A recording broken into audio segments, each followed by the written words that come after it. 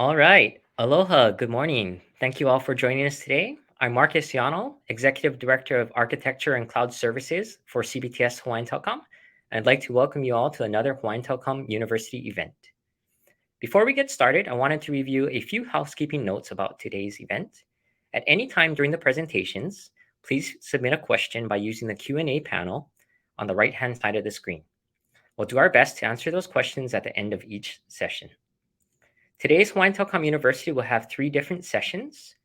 Right now, you're in the general session on security trends, which will start here in a few minutes and will go until about 11:15. After the general session, you'll be able to choose between 2 workshops. Workshop 1 will be on CMMC, the new framework requirement for the Department of Defense, and it's recommended for anyone that does business with the DoD. Workshop 2 will be on protecting your business from cyber attacks. This one is recommended for any business and organization. We'll providing the links to those workshops after this general session completes. A little bit about CBTS Hawaiian Telecom. We provide networking, cybersecurity, cloud, infrastructure, communications, and consulting solutions for businesses and organizations in Hawaii. Our mission is to help local businesses implement innovative, transformative technologies that drive desired outcomes. The technical expertise of the CBTS Hawaii team, together with the local sales and support teams, along with our advanced technology solutions, is a powerful combination. Because we also live and work here in Hawaii, we understand the unique challenges the businesses in Hawaii are faced with, and we're passionate about helping the Hawaii businesses thrive and succeed. In honor of October being National Cybersecurity Awareness Month, we wanted to focus this Hawaiian Telecom University event on security trends that we're seeing with businesses in Hawaii. Being aware of the current trends is a critical first step, especially in cybersecurity, where trends are constantly changing. Our CBTS Hawaii team is passionate about bringing people together and offering training and education to help them understand how to leverage technology to their best advantage. Let me introduce our CBTS Hawaiian Telecom expert panelists. The general session will be led by Evan Horton. Evan is a senior manager with over 20 years or near 20 years of experience helping Hawaii businesses with security, networking, and server administration needs. Workshop 1, the CMMC, will be led by Jordan Silva. Jordan is a senior manager and has over a decade of managed service delivery experience in Hawaii. His expertise is helping to develop and refine service delivery processes and procedures to allow for an exceptional customer experience. Workshop 2 on protecting your business will be led by Mark Masuno and Michael Taratko. Mark is the Director of Business Services and Cloud Architecture and oversees cybersecurity, networking, cloud, and infrastructure cabling professional service teams. Mark has worked in the federal, state, and private sectors to protect against cybersecurity threats and improve business technology. Michael Taratko is our Principal Architect in Security for CBTS Hawaiian Telecom. Michael has extensive experience in cybersecurity operations and compliance. In his role, he's implemented administrative and technical security controls to help many local businesses increase their cybersecurity posture. We have a packed agenda today, so I'm going to pass this over to Evan so we can get started. Evan? Hey, thanks, Marcus. And hey, thank you everybody for joining this morning. I really appreciate your time and attention. Hey, and thank you so much for that intro. Just a little bit more about me. Day to day, my team manages and supports network devices all over the state of Hawaii, all the way from Guam over into the middle of the United States, managing and supporting network equipment and infrastructure. Moving on. Usually, whenever I'm given the opportunity to speak in front of a group, especially here in Hawaii, I like to kind of start the conversation off by getting everybody in the right mindset, because we're going to cover a few different topics, and it's really, really important that as we're discussing these things and talking about these threats and these problems and these solutions, don't do what I've done before, which is you're like, wow, that's a great idea. I'm going to go and implement that right now. Keep this maturity model in mind. And Jordan Silva is going to go into a bunch of detail in one of the workshops, specifically in how that applies to your organization and the different steps and certification levels and all of that stuff. But just very simply, think about what maturity level you're at, be very honest with yourself, because it's really easy to go, hey, penetration testing sounds exciting. I should really sign up for that and apply that in my business, and then take that report and go fix everything. When in reality, most organizations aren't at a maturity level that's ready to do that kind of work. Most organizations that are doing vulnerability scanning have already done a lot of other steps. You can't jump to the very top until you've got a good, strong foundation. Another good example would be what I see a great deal of is not having a solid and complete inventory of your systems, applications, and so forth. You've got to do the basics first. So while I do want everybody to be excited about what we're talking about, and I do want you to go and talk about it in your organizations, keep in mind, am I at the right maturity to actually implement these things? Okay, moving on. Also, I really like to use a bunch of images to really get my point across. And I'm going to start with this image because people usually remember the beginning and the end of a presentation. Hopefully you remember it all, but if anything, take away this image. There's a lot of automated attacks happening. They're happening continuously, and I've been in this business for a long time. A lot of people, and I hear it over and over again, say, why would anybody go after me? I'm not Fort Knox. I'm not special. You're special in your own way, but you're not special in that, some bad guy in Europe is trying to hack into your system. That may be true, but with the way that we're automating attacks now, and the way, data is being gathered and harvested and then scraped and then used in an automated way to attack anybody and everybody that's available and monetize that in such a way, you don't need to be special. Because the automated attacks out there are happening just like these giant nets out in the ocean. They're not going for the biggest fish. They're going for quantity over quality. There's an argument to be said about all the other ways to do it, but this is what we see happening. And it's going to continue to increase. And it's going to continue to increase continuously. So doing the basics, like we're talking about in the maturity model, really, really, really helps you stay, a little bit better than everybody else. That gets back to that, run faster than the slowest person when a bear is chasing you. That's a great example, but also don't get caught in this net. Be a little bit better and be aware that you are a target, even if you don't think you are. All right.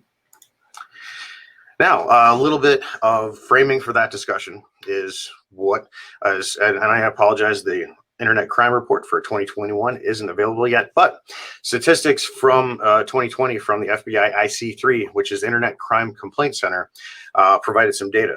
The important caveat for this information is that this data is not extrapolated. It is specifically straight up complaints that people have made to the FBI or other organizations that routed up to that.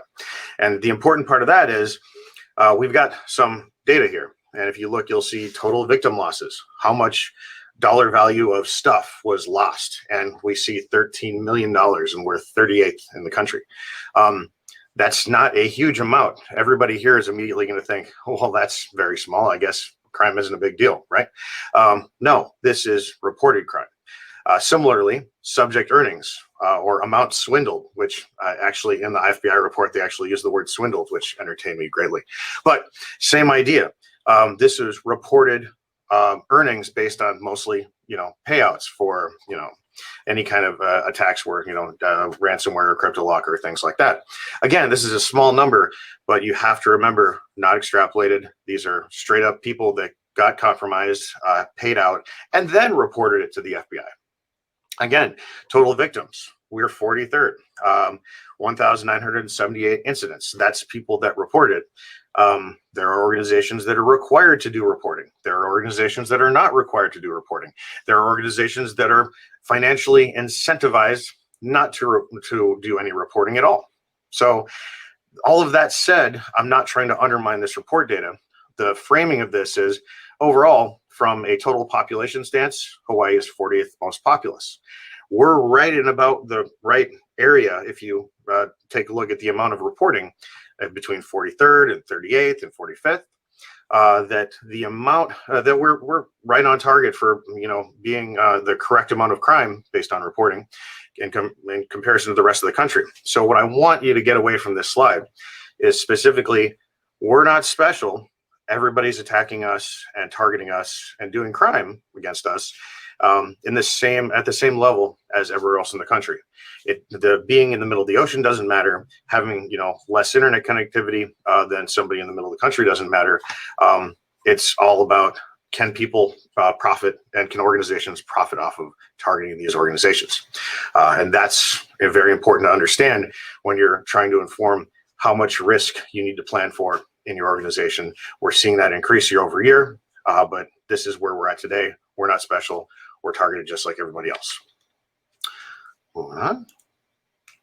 Now, what has been happening? And when I say what has been happening, we're talking about the last year to 6 months.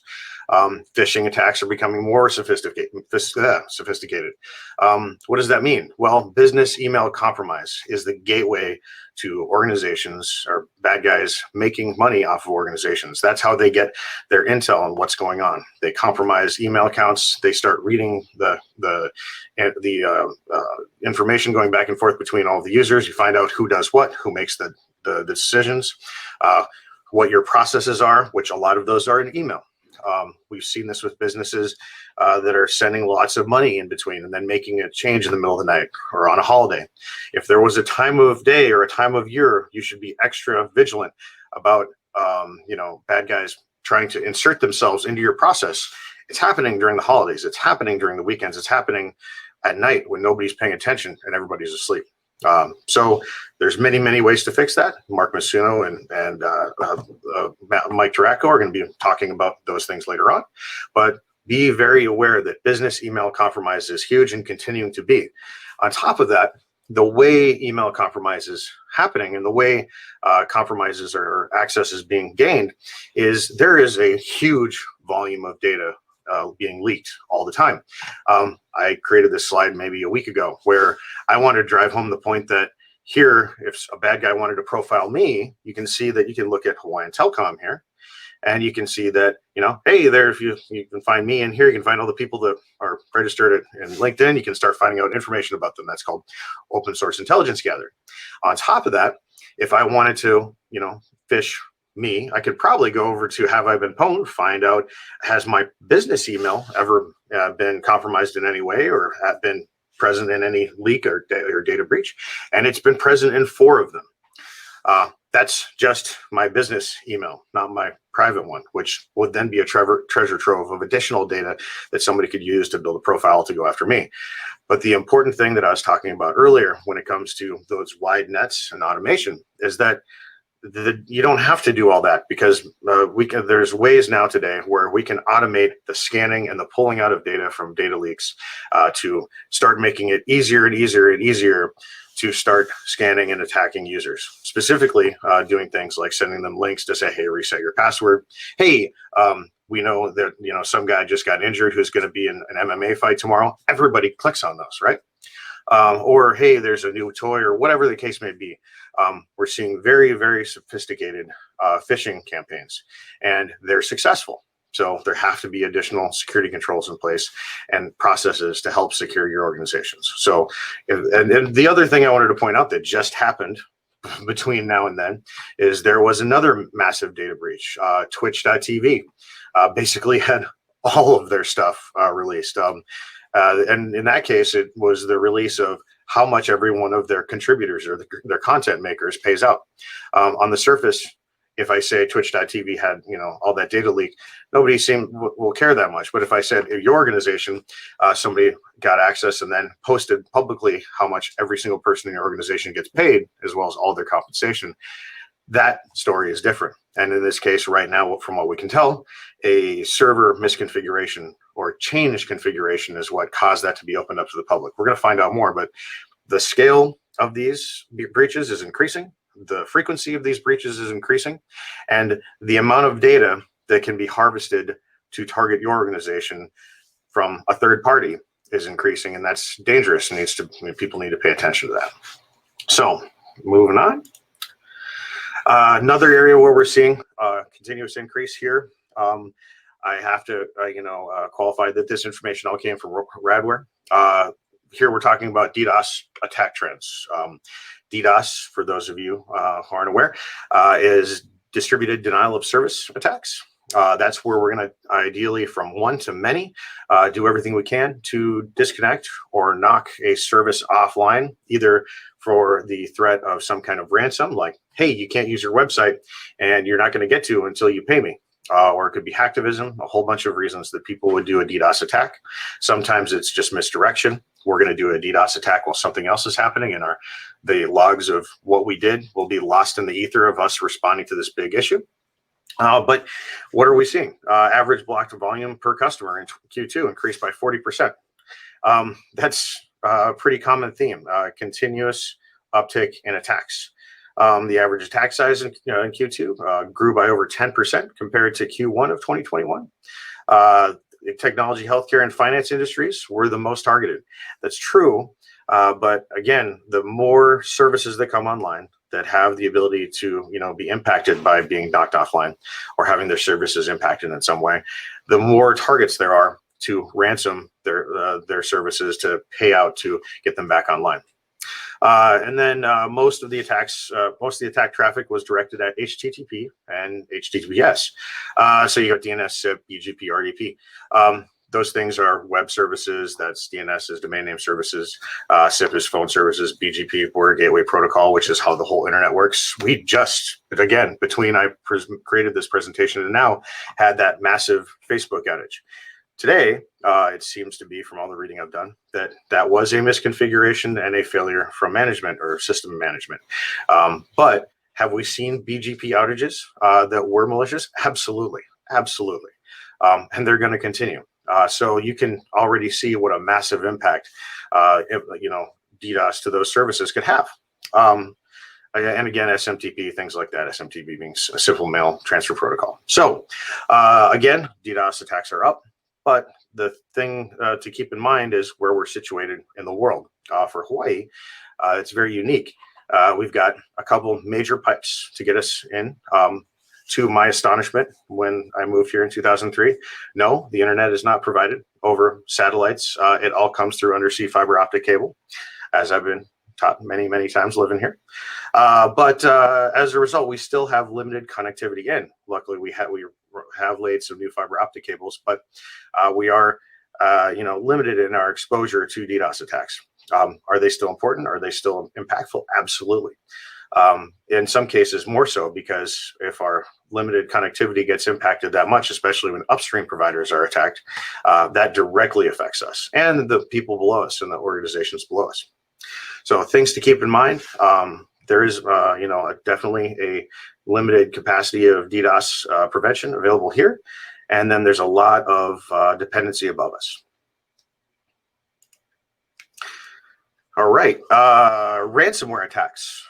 When I originally made this slide, I wanted to call it Ransomware as a Service because that is exactly what ReEvil does, which is a group. Let me back up for a second. Ransomware being, malware that is utilized by a bad actor, an organization, to encrypt all of your data, right? So that you can't access it until I get my ransom paid, and then I get a decryption key to unencrypt my data and get the business back to working.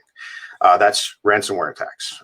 Your way to offset that risk would obviously be have some kind of backup solution or anti-malware detection and prevention tools. But these are getting very, very sophisticated. And ReEvil or ReEvil, or however you'd like to pronounce it, I couldn't get a straight answer, doing a ton of research, are a malware as a service crime group. That's what they do. And they've been very busy up here at the beginning of the year. And the reason this gets a little dark and complicated, and I feel like I'm getting into the weeds, but it's important to understand, is that Dark Side Group was the one attributed to the Colonial Pipeline attack. However, all of the signatures and indicators of compromise that were identified from that indicate there's a lot of overlap directly with ReEvil or ReEvil. So it's not very clear if they're working in conjunction, if it was an offshoot, it was a separate part of, but it seems to be the same kind of malware as a service or ransomware as a service product. But Colonial Pipeline was a big deal, and it wasn't a big deal because necessarily pipes were shut down. Because all of their technical systems were impacted, they couldn't actually figure out how to order bill and route all the product that they had in the pipeline. So we're completely dependent on technology for that. JBS, that was 1/5 of our meat packing facilities. And then Kaseya VSA, which I'm going to talk about on the next slide for a little bit. But ransomware attacks are up. There are a couple of trends as far as ways to mitigate this. One of the big ones I hear about a lot is, hey, what about we just get rid of cryptocurrency, especially anonymous cryptocurrency like Monero? I could do a whole 30-minute discussion on that. But just to keep the discussion going here, I don't think there's going to be a silver bullet across the way. The best thing we can do, be aware of the trends. In this case, ransomware attacks are up. People are definitely paying out ransoms. And as a result, people will continue to attack organizations that will do that. But keep in mind, it's going to continuously evolve and get more sophisticated. And to that end, what are we seeing now? Well, in the case of, I believe this is from JBS, now we're not just privately, getting ransomware where an organization is impacted and they get the note saying, hey, your stuff has been encrypted. Please, please pay us with this amount of Bitcoin and this amount of time. Now they are actually posting it on a public forum, basically saying, auctioning off, hey, if you don't actually pay, we're going to auction off your data to the highest bidder. In practice, that actually hasn't been followed through on. It seems more like the public pressure of, oh, wow, your organization was compromised so badly that these guys have your data and they're putting pressure on you publicly to do it. What we haven't seen is a lot of confirmation that data has actually been sold off in such a way. But still something new, something that we haven't seen before. And it's interesting to see that. And this is specifically from the Evil Crime Malware Group, whatever you'd like to call them. And then, so this is diving a little bit deeper into Kaseya. If you work in the managed services industry, this is a nightmare. This is my actual nightmare. I wrote it right here. Kaseya VSA is a remote management and management tool that you use to remote into systems and fix things, ideally on Windows or Linux desktops or servers, so that you don't have to drive over there and fix it yourself, which is really, really convenient when it's just, hey, click that button. This is how managed service providers are able to force multiply, so to speak, or able to, be productive across multiple different organizations that are all, geographically different. Well, the danger, of course, is that tool is also a administrator on the box usually, so that we can do things like push patches, automate scripting, install new applications, make sure that all of those updates are being applied. And what happens if that whole entire management system gets, compromised in some way? In this case, a supply chain attack, right? Well, now the bad guys can say, hey, cool, oh, we've got access to all these systems, let's encrypt them. And that's exactly what happened. Getting into the details, Kaseya actually did detect the attack happening and shut it down on their cloud infrastructure, but the on-prem Kaseya VSA RMM servers, still the ones that were still online, did distribute it, and it did have an impact of over an estimated 1 million total systems claimed to be encrypted. That's, a huge deal, because those were almost entirely small businesses. And for a lot of these small businesses, if they don't have, even if they do have a certain amount of cyber insurance, which we're going to talk about a little bit more, that's a huge impact, because that's impact in trust. It's impact in your responsibility and reliability. And so they requested a 7 million ransom, and up to 1,500 businesses estimated were affected. One of the interesting twists from this story, again, this just happened in July, is that somehow the federal government, or the FBI, I'm not sure who, had acquired the decryption keys on July 13th. Then the decryption keys were actually provided to the victims on July 21st. Why was there that lag? How much impact would that have had? What were the decision makers thinking about when they had to decide to hold that off, because you don't want to show your hand and show you had the capability to compromise their systems? And ultimately, as we see over in this little picture, yeah, they were compromised. Their decryption keys were taken somehow. We're not sure clear by who, and as a result, ReEvil did shut down for a period of time. And since this picture was created, as of September 21st, it's there's indicators that they're back up. They've retooled their systems. They're back to doing crimes. And will continue to do. And I believe this is just, an escalating war that's going to continue as long as there's money to be made. So these things are out here. This is just in the last 6 months. It's been very exciting and very scary all at the same time. And I know I've just talked a lot about all the scary stuff. And I'm not here just to scare people. I'm here to inform and provide some solutions. And one of the ones that I really want to talk about a little bit here is cyber liability insurance. It is a real thing, but if we just please take a quick look at this picture here, it is a puzzle piece. It is not a separate solution. You don't just do one and not the other. I don't drive around in my car without my seatbelt on because I've got full coverage, right? It is a piece to the pie, and it's usually the one that you do after you've done all the good stuff you can do first. So if I've got my maturity model up to a certain level, if I'm doing good logging and good patching and good monitoring, and I've got a bunch of controls in place that are protecting my business, awesome. Now there's that last 20% that's just really hard to get to because I can't hire the people or I can't find the tools I need or whatever the case may be. Great, let's go ahead and figure out what is our risk acceptance or risk tolerance and go through the process with a cyber insurance provider to actually get some coverage there. It is not supposed to be a replacement for having a security team. It is a puzzle piece that needs to be added to, not a replacement for. Now that I beat that dead horse, who really needs it? Almost everybody. The important thing to keep in mind, though, is I've got some costs here, which I was very hesitant to put here because they vary wildly. You see the U.S. average at $14.85 per year, and the Hawaii average at $15.19 per year. And I'm sure some of you on this call are going, "That's not even close to what my cyber insurance premiums are." You're absolutely right. They change year over year, and they're starting to change quite a lot depending on prerequisites. I would say our organization is seeing somewhere between 3 to 5 cyber insurance prerequisite checklist forms, and it's very similar to very, very similar to getting a safety inspection before you can have your registration on your car to drive around in Hawaii. Well, you're not going to get cyber insurance, or you're not going to get very affordable cyber insurance if you're not doing some basic stuff. And cyber insurance providers are getting very serious about that. I would say that if we're in a maturity cycle, 5 years ago, it was the Wild West where people were just speculating like crazy and selling cyber insurance to anybody that had a checkbook.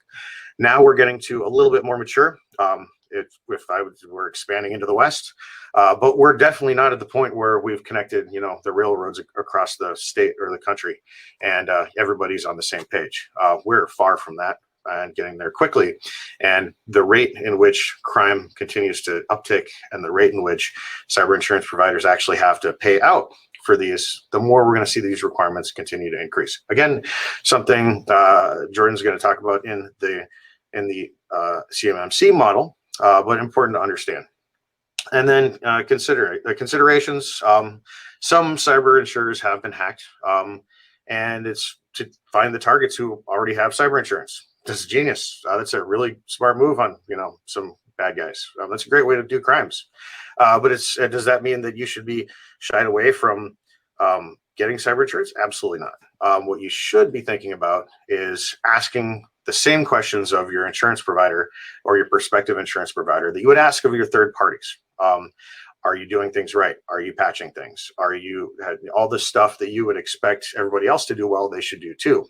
If they don't even have a policy, chances are they can't follow it and do those things successfully. So what else has been going on? Well, hiring is harder. Over here, you've got a nice picture of me.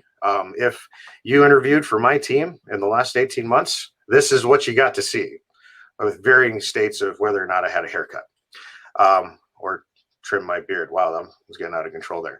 Anyway, this whole switch to remote work has changed the game.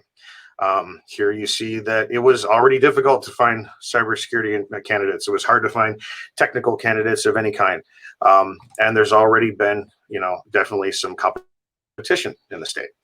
Oh, well, just last week or so, here we can see these are the open positions that were in information security, cybersecurity, among all the different recruiting groups or websites for finding jobs. The important thing to take note of here is we've got 6 remote and 11 remote and 16 remote. These are permanently remote positions that are getting advertised in our space. We also see that there's a large number of openings.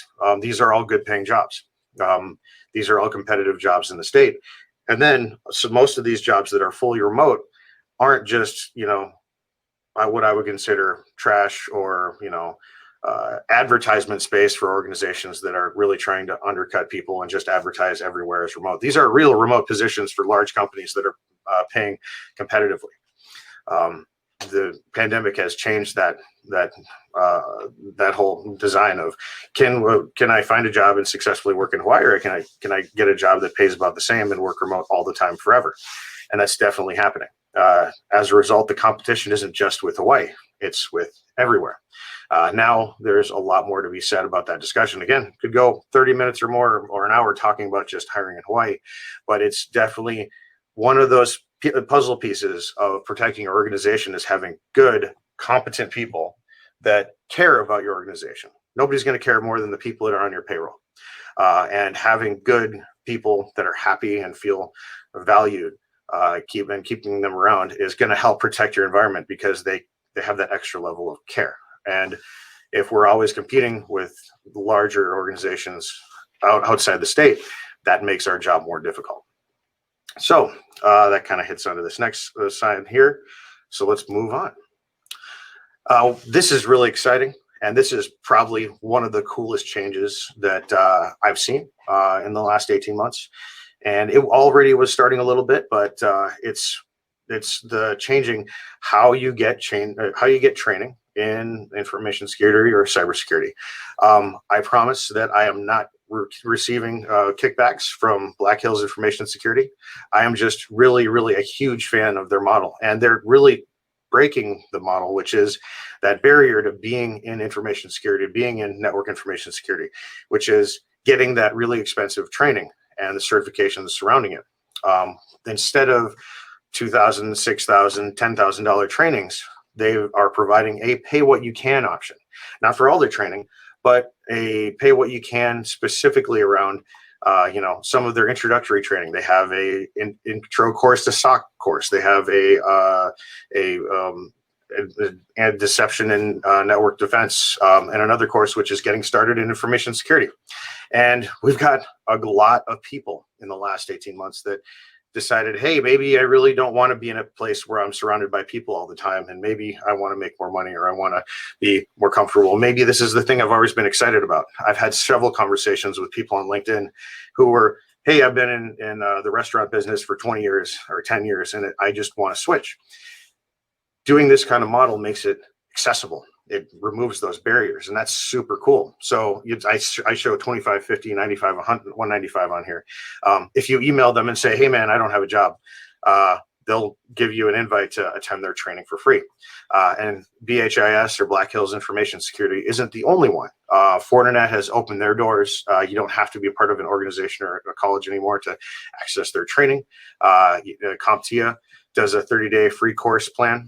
Tenable, again, Red Hat, and there's so many others, where before you had to get your foot in the door one way, or be employed somewhere, or do something specific. And now, basically, if you have free time and you have the passion to learn, you can do it. And this isn't just for people trying to switch into the industry.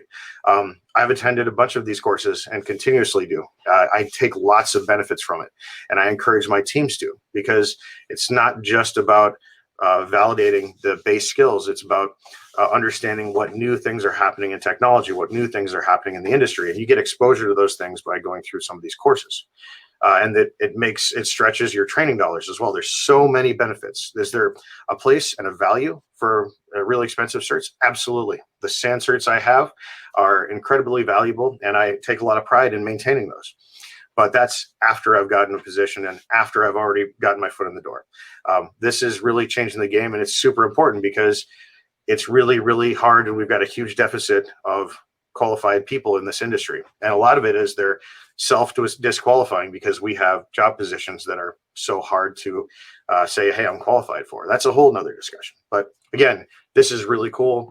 I encourage everybody to get out there, encourage your teams to go out and find out what new training is there. It's really neat that this kind of change is happening in the industry. And then kind of to round this out, and because again, it's no fun to just doom and gloom everybody for about 20, 25 minutes, is what are some things we can do? Again, getting back to directly answering a lot of the issues that we saw in the beginning when it came to, business email compromise and ransomware. The basic things, and these are the basic things that cyber insurance providers are asking for, is, hey, you probably don't leave RDP open to the internet. In fact, most are saying, hey, I scanned your public IP range and we saw these ports open. What's that about, right? That's now going to be a requirement. Should you be doing it? We can have a discussion about that. But again, probably don't do those things. They're definitely the starting point for a lot of compromises. Test your backups, 3, 2, 1.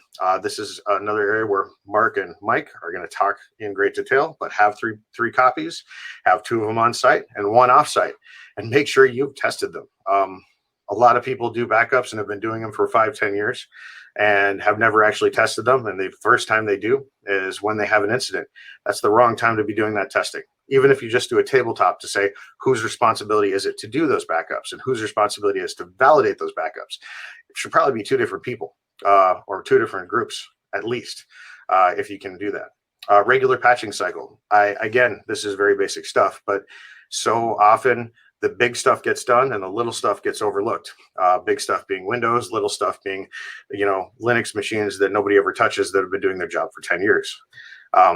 Effective email filtering, business email compromise. I see a question here. I will be getting to that one in a second. Business email compromise is huge. And one of the best ways to combat that is have, a good email filtering service in place and having confidence in it. And then vetting third parties. This is becoming more and more important as cyber insurance becomes a thing, but that's the kind of stuff you should be asking regularly. Getting questions like, hey, do we have a process for, fixing backups? Hey, do we have an incident response plan?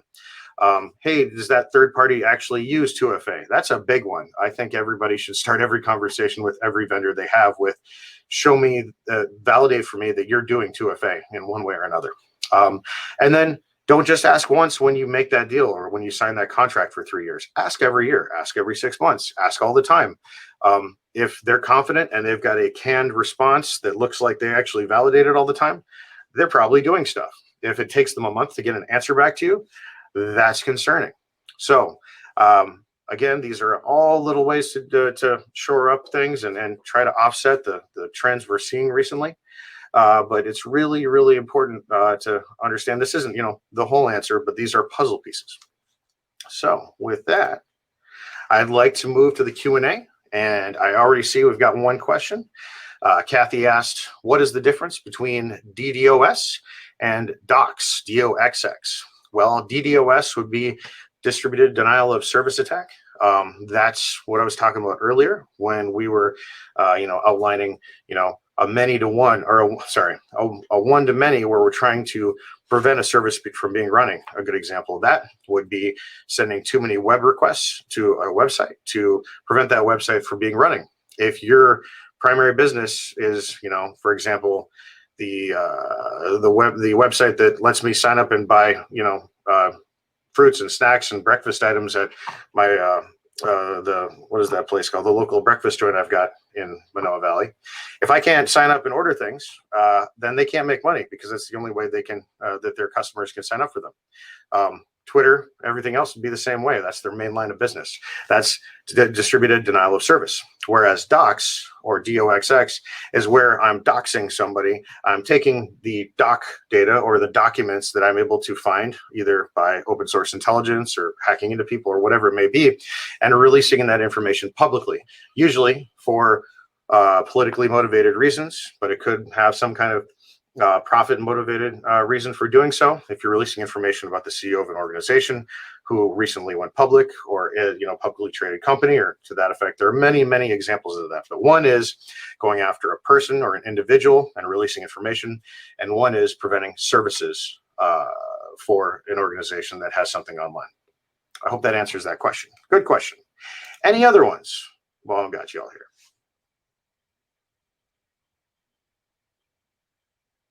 All right.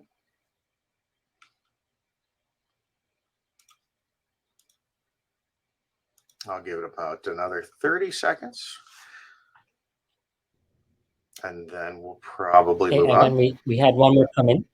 Okay. Hey, Evan, this is Marcus. So we had one more come in that they're asking, does paying ransomware get your data back? I think that's a great question. You want to go ahead and address that? Oh, yeah. Thank you. I missed that one. So does paying the ransomware get your data back? The answer is a big maybe, and not always, and not guaranteed. And this is one of the main reasons that the representatives that I've been present to here present at the local CISSP ISC Squared chapter have always said their stance is do not pay the ransom, period. Right now, that's not illegal to pay the ransom. Who knows if that's going to change in the future, but their stance is don't ever pay because there's no guarantee you're going to get your data. With that said, the other side of the issue is that most of the ransomware as a service guys are running basically a business, and that because they're running a business, they want to have a good reputation. So having any examples where people did not get their data back when they paid the ransom, if enough of that happens, then people are never going to pay the ransom. So if the ransomware bad guys are in it, they are motivated to always get you your data back if you paid the ransom. But again, not guaranteed. So government says no, bad guys are probably going to follow through, no guarantee. And the Better Business Bureau doesn't care at all about what happened. The FBI will also, they'll receive your complaint, but that's what I got. I hope, again, not the best answer, but I hope that kind of fills that out. Looks like I think you did well. Yeah. Sorry. Was there more to that one, or I got a couple more here? A couple more in there, Evan. I don't know if you want to. Yeah. If you want to take a look at some of those, maybe. Yeah. Yep, I got it. So I've got this one from. Let's see. Looks like Rami said, "What do you recommend for remote access?" The short answer is a VPN with some kind of two-factor authentication. The long answer is it really depends on your business and your risk profile and what you need to do. If you are, a CIA operative in the field operating it behind enemy lines, you probably need more than, just a publicly accessible VPN like NordVPN or something. Again, I'm not receiving kickback. Anyway, you've got lots of VPN options that are public. You've got lots of VPN options that are, private within your organization. We provide multiple different VPN options for customers that want to access their data from home or from travel or stuff like that. And then there's more secure options as well. And there's intermediaries, like if you just want to access specific stuff through like a virtual desktop client. So all across the spectrum, there's a bunch of different ways to do it, and we'd be happy to talk about your specific case. I hope that answers that question, Remy. I'm going to move on. I've got one from Julia here. She said, I work remote from the mainland and use remote desktop services. What extra measures do you recommend aside from multi-factor authentication, malware, etc.? Great question. The answer, again, depends on how important the data you're working on is.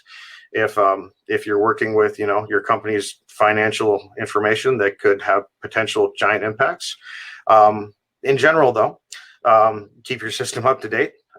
Be very aware of how you're working on stuff and what you're working on. A lot of people today will mix their private and their professional lives together. Like maybe you browse Chrome and go to Facebook, and you also go, order stuff on Amazon because you're thinking about it right now. But that same browser window is where you do everything else. There's a level of risk involved in that. If I would highly suggest everybody separate their personal and professional lives on separate machines if you can. And if you can't, do it in separate browser windows, or at least separate profiles. Again, I can talk about this quite a bit, but doing all the basics is a great start, Julia. You're on the right track. and definitely start, separating things out, and always for sure multi-factor authentication. And okay, and now I'm being told it's time to wrap this up. So sorry if I couldn't get to all the questions today, but please post them in our Hawaiian Telecom University LinkedIn group, and we can continue the conversation there. Simply go to our QR code, or you can find us on LinkedIn group as Hawaiian Telecom. Thank you for joining me for the first session today. Up next, we have 2 workshops that that you can choose from. Workshop 1 will be on CMMC and is recommended for any organization that does business with the Department of Defense. The second workshop will be on protecting your business from cyber attacks, recommended for all businesses. You will see links to each of the workshops once I end this meeting. Thank you again, and I hope you can join one of our workshops. Mahalo.